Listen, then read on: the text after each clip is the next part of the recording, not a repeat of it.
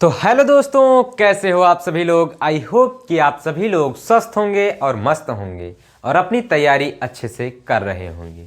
आज मैं आप सभी लोगों को एक वेरी मोस्ट इम्पॉर्टेंट टॉपिक बताने वाला हूं, जो कि फिजिक्स के पहले लेसन से इम्पॉर्टेंट है। क्या है? वैद्युत फ्लक्स। ये जो है हमेशा हर बार 3 नंबर में पूछा जाता है।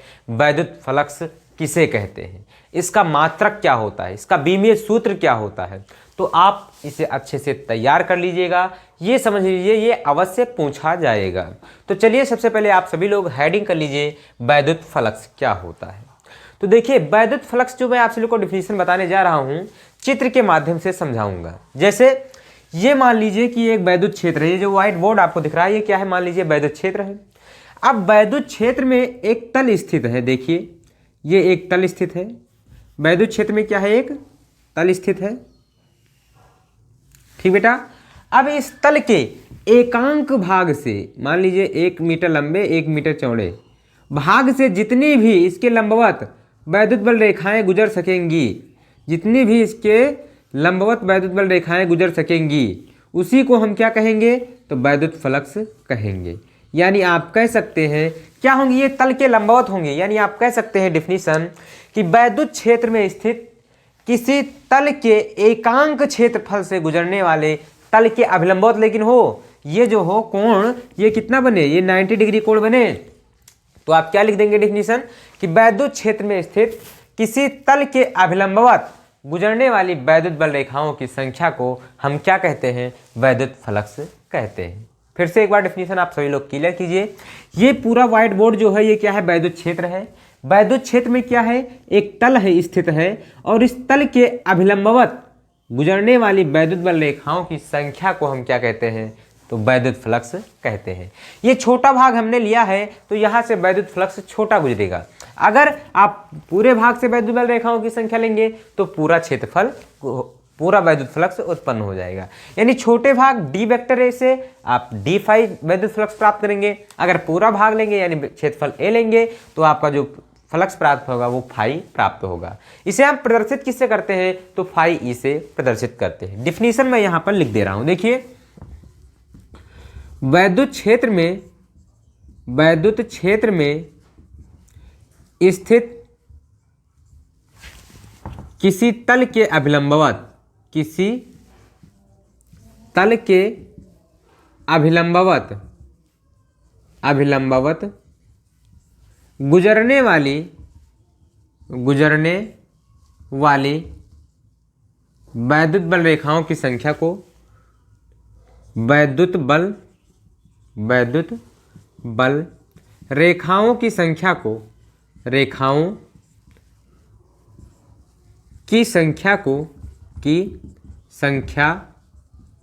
को हम क्या कहते हैं, वैद्युत फ्लक्स कहते हैं, को वैद्युत फ्लक्स कहते हैं। इसे प्रदर्शित किसे करते हैं, तो मैंने अभी बताया कि इसे फाई ई से प्रदर्शित करते हैं। किससे, फाई ई से इसे फाई ई से प्रदर्शित करते हैं। ठीक बेटा, ये हो गया आपका डिफिनीशन। अब मैं बात करूं इसका जो फार्मूला होता है वो क्या होता है।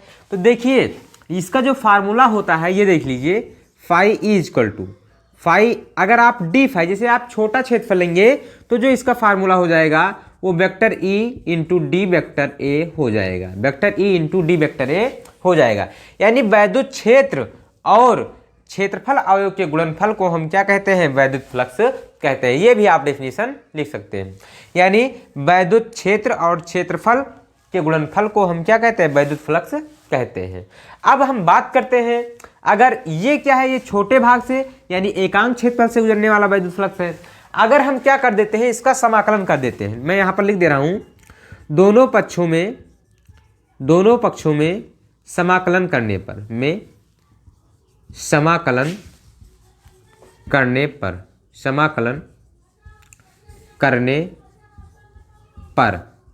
अब आप सभी लोग जानते हैं समाकलन क्यों, किस लिए किया जाता है।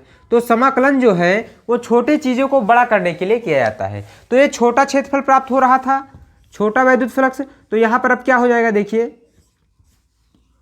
Phi E D phi E, और बराबर में क्या हो जाएगा, vector E into D vector A हो जाएगा।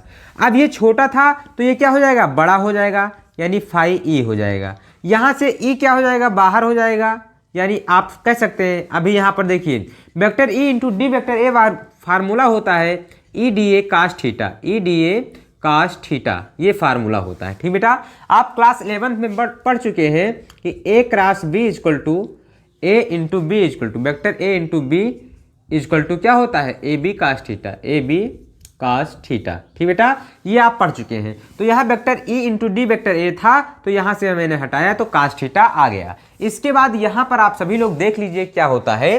देखिए इसके बाद जो होता है यहाँ पर, जैसे यहाँ पर ई डी ए कास थीटा आ जाएगा तो ई और कास थीटा क्या हो जाएगा, बाहर हो जाएगा। यानी यहाँ पर क्या प्राप्त हो जाएगा, देखिए फाई ई और फिर इक्वल टू में क्या हो जाएगा, यहाँ पर ई और कास थीटा ये क्या हो जाएगा, बाहर हो जाएगा। और यहाँ पर क्या बचेगा, डी वेक्टर डी ए बचेगा। अब डी ए यानी छोटा क्षेत्रफल है, जब इसका आप समाकलन करेंगे तो क्या क्षेत्रफल बड़ा हो जाएगा? जी हाँ, बिल्कुल हो जाएगा। क्यों? क्योंकि समाकलन यही करता है, छोटे चीजों को बड़ा कर देता है। तो यहाँ पर क्या हो जाएगा, phi E equal to E A cos theta, यही हो जाएगा। ये जो आपका है ये मेन फार्मूला आपका प्राप्त हो गया है। ठीक बेटा, तो इस प्रकार से ये आपका फार्मूला प्राप्त हो गया। अब हम बात करते हैं इसके मात्रक की। तो आप सभी लोग जानते हैं ये वैद्युत फ्लक्स है। वैद्युत फ्लक्स क्या है, वैद्युत फ्लक्स, वैद्युत फ्लक्स ये हो गया। वैद्युत फ्लक्स का जो मात्रा है ये क्या है, ई। ई का जो मात्रक होता है वो क्या होता है, न्यूटन प्रति कूलाम होता है। क्या होता है, न्यूटन प्रति कूलाम, न्यूटन प्रति कूलाम होता है, कूलाम ये होता है। और फिर गुणे में ए है तो ए का मात्रक होता है मीटर स्क्वायर, मीटर स्क्वायर, यानी इसका मात्रक हो जाएगा newton metre square, newton metre square प्रति कूलाम, प्रति कूलाम इसका मात्रक हो जाएगा। ठीक बेटा, अगर हम बात करें इसके बीमीय सूत्र की कि इसका बीमीय सूत्र क्या होता है, तो देखिए इसका बीमीय सूत्र, बीमीय सूत्र, बीमीय सूत्र तो बल का मात्रक यानी न्यूटन का मात्रक आप सभी लोग जानते हैं क्या होता है, mlt के पावर -2 होता है। क्या होता है, mlt के पावर -2 होता है। मीटर स्क्वायर यानी ये क्या है, मीटर यानी लंबाई है, तो लंबाई का जो मात्रक होता है वो क्या होता है, तो l स्क्वायर होगा, l स्क्वायर। और बटे में कूलाम है तो कूलाम का जो होता है वो क्या होता है, at होता है। क्या होता है, at होता है। अब हम बात करें तो ये L का इसमें गुणा कर देंगे तो क्या हो जाएगा, इसका जो मात्रक हो जाएगा वो हो जाएगा बीमीय सूत्र ml क्यूब a, और फिर क्या हो जाएगा ml क्यूब, और उसके बाद ये a क्या है, अभी रुक जाइए, ml क्यूब और t के पावर -2 है तो t के पावर -2 हो जाएगा। और इसके बाद बटे में क्या है, at है। क्या है, at है।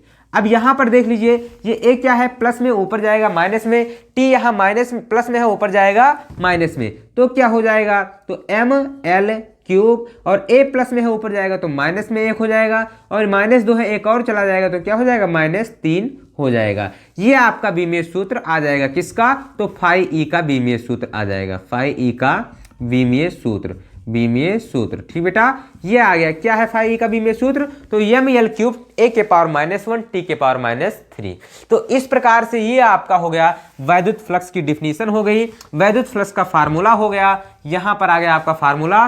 और इसके बाद वैद्युत फ्लक्स का मात्रक हो गया न्यूटन मीटर स्क्वायर प्रति कूलाम, और बीमीय सूत्र आपका हो गया ml क्यूब a के पावर -1 t के पावर -3। तो इस प्रकार से ये जो टॉपिक था वैद्युत फ्लक्स का मात्रक, परिभाषा और सूत्र, वो मैंने आपसे लोगों को बता दिया। अगर वीडियो पसंद आया है तो वीडियो को लाइक कर दीजिए, चैनल पर अगर पहली बार आए हैं तो चैनल को सब्सक्राइब कर दीजिए। अब हम मिलते हैं नेक्स्ट वीडियो में मजेदार टॉपिक के साथ, तब तक के लिए Jai Hind, love you, bye bye, take care.